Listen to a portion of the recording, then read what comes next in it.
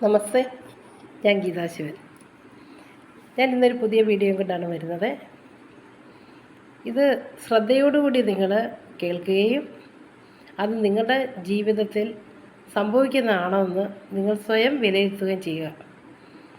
അങ്ങനെയെങ്കിൽ നിങ്ങൾക്ക് ഒരുപാട് ഗുണങ്ങൾ ഈ വീഡിയോയിൽ നിന്ന് കിട്ടുന്നതാണ്. ഞാൻ വീഡിയോയിലൊക്കെ കിടക്കട്ടെ. ഏത് മതത്തിൽപ്പെട്ടവരാണെങ്കിൽ പോലും, ഏത് പ്രായത്തിൽപ്പെട്ടവർ, കാരണം ഏറ്റവും കൂടുതൽ നല്ല മനസ്സിന് ഉടമകളായ വ്യക്തികൾക്കും കളങ്കമില്ലാത്ത വ്യക്തികൾക്കും അതുപോലെ തന്നെ മദ്യത്തിനോ മയക്കുമരുന്നോ അങ്ങനെയുള്ള ദുർശീലങ്ങളൊന്നും ഇല്ലാത്ത വ്യക്തികളെയാണ് ഇന്നത്തെ വീഡിയോ ഏറ്റവും കൂടുതൽ സ്വാധീനിക്കുന്നത്. കാരണം ഇവർക്ക് പറ്റുന്ന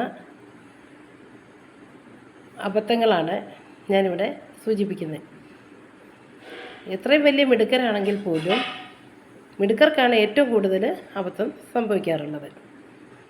അതിനെ തിരിച്ചറിയാനുള്ള ഒരു കഴിവ് സ്വയം പര്യാപ്തമാകുക എന്നതാണ് ഇതിനുള്ള ഒരു മറുവിധി. മദ്യപിക്കുന്നവരാക്കോ അല്ലെ മയക്കുമരുന്നിന് അടിമപ്പെടുന്ന വ്യക്തികൾക്കോ ഇതേപോലുള്ള യാതൊരു അബദ്ധങ്ങളും സംഭവിക്കാറില്ല. കാരണം അവർക്ക് വിജയിക്കണമെന്നോ ജീവിതത്തിൽ ഉയരണമെന്നോ അല്ലെങ്കിൽ പുതിയ കാര്യങ്ങൾക്ക് മാറ്റം വരുത്തണമെന്നോ ഒന്നും ഒരു ആഗ്രഹവും കാണത്തില്ല. അവരുടെ മുന്നിൽ ഏകമായ ഒരു ഉദ്ദേശം അവർക്ക് എങ്ങനെ ഓരോ നിമിഷം സന്തോഷകരമായിട്ട് മുന്നോട്ട് പോകാം എന്നത് മാത്രമേ ഉള്ളൂ. അത് കാരണം അവരാരും തന്നെ ഇതുവരെയും കടക്കണിയിൽപ്പെട്ടിട്ടില്ല. പിന്നെ ഈ സൽസ്വഭാവികളായ വ്യക്തികൾ മദ്യത്തിനും മയക്കുമരുന്നിനും അടിമപ്പെടുന്നത് ഇതേപോലെയുള്ള സിറ്റുവേഷനിൽ വന്ന് മനസ്സിനെ നിയന്ത്രിക്കാൻ പറ്റാത്ത സാഹചര്യം വരുമ്പോഴാണ് അവർ മദ്യത്തെയും മയക്കുമരുന്നിനെയും ആശ്രയിക്കാറുള്ളത്. അതുകൊണ്ട് 500-ൽ പരം ലക്ഷണങ്ങളാണ് ഉള്ളത്. കടക്കണിയിൽപ്പെടുന്നതിന് 500-ൽ പരം ലക്ഷണങ്ങളുണ്ട്. അതിലെ നമ്പർ 1 ആണ് ഞാൻ പറയുന്നത്. ശ്രദ്ധയോട് കേൾക്കൂ. ഞാൻ പറഞ്ഞല്ലോ, ഏറ്റവും കൂടുതൽ മിടുക്കരായിട്ടുള്ള വ്യക്തികളാണ് കടക്കണിയിൽപ്പെടുന്നതെന്ന് പറയുന്നത്.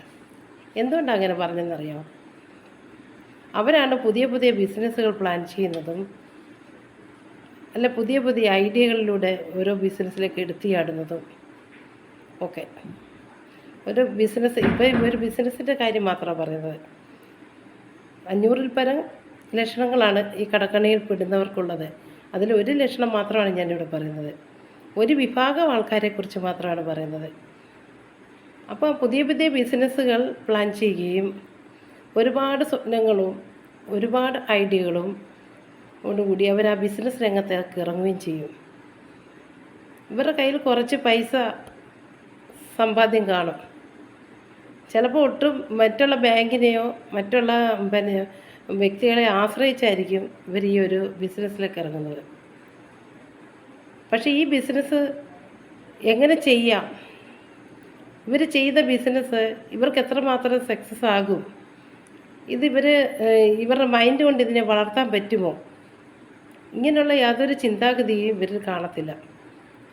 ആരും എന്തെങ്കിലുമൊക്കെ പറയും, ഇന്ന ബിസിനസ് തുടങ്ങിയാൽ നല്ല വിജയമായിരിക്കും, അല്ലെ അതിൽ നിന്ന് പൈസ ഉണ്ടാക്കാം, ഇൻവെസ്റ്റ് ചെയ്താൽ പൈസ ഉണ്ടാക്കാം എന്നൊക്കെ പറയുന്നത് കേട്ടായിരിക്കും ഇവർ ഇങ്ങനെയുള്ള കാര്യത്തിൽ ഇറങ്ങിച്ചെത്തിയിരിക്കുന്നത്.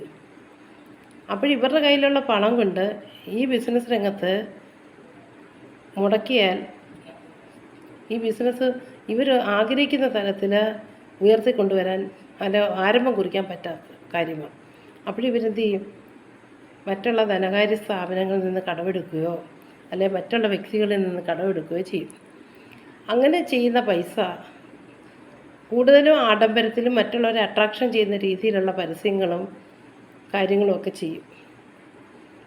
ആദ്യം മുതൽ തന്നെ ബിസിനസ് മേഖല, ഒന്നാമത് അവർക്ക് ബിസിനസ് എന്താണെന്ന് അറിയത്തില്ല, ഈ ബിസിനസ് എങ്ങനെയാണ് മുന്നോട്ട് കൊണ്ടുപോകേണ്ടതെന്ന് അറിയത്തില്ല, ഇത് ഏത് രീതിയിലാണ് ഇവർ ഓരോ നിമിഷം ഓരോ കാര്യങ്ങളും കൈകാര്യം ചെയ്ത് എത്രമാത്രം അസറ്റ് എന്ത് വായിക്കട്ടെ, ഏത് ബിസിനസ്സും ആയിക്കട്ടെ, അതിനെക്കുറിച്ചൊരു ഒരു പഠനമോ അല്ലെ അതിനെക്കുറിച്ചുള്ളൊരു ഈ ബിസിനസ് എന്താ അല്ലെ ഈ ബിസിനസ്സിൽ പിന്നെ എങ്ങനെ നമ്മൾ പിന്നെ ഇത് പ്രവർത്തിച്ചാൽ അല്ലെ ഇത് എങ്ങനെ നമ്മൾ ഇതിനകത്ത് വർക്ക് ചെയ്താൽ ഏറ്റവും കൂടുതൽ ശോഭിക്കാൻ പറ്റും, ഇതിനകത്ത് എങ്ങനെ പൈസ വരും, ഇതിനെക്കുറിച്ച് ഒരു കാര്യമില്ലാത്തവരായിരിക്കും ഇവർ.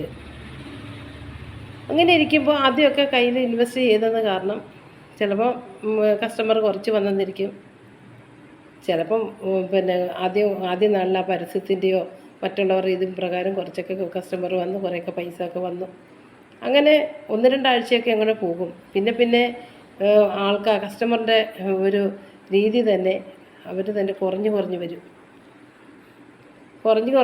അങ്ങനെ നമ്മൾ കുറച്ച് സാധനമായിരിക്കും ഇറക്കുന്നത്. ആ സാധനം തീർന്നപ്പോൾ വിചാരിക്കും നമ്മുടെ കടയിൽ അല്ലെ നമ്മുടെ ഈ സ്ഥാപനത്തിൽ ഈ സാധനങ്ങളുടെ കുറവ് കൊണ്ടാണ് അല്ലെ അത്രയും സാധനം ഇറക്കി വെക്കാൻ നമ്മളെ കൊണ്ട് മാർഗമില്ലാത്തത് കൊണ്ടാണ് ഈ കസ്റ്റമർ വരാത്തത് എന്ന് ഇവർ ചിന്തിക്കും.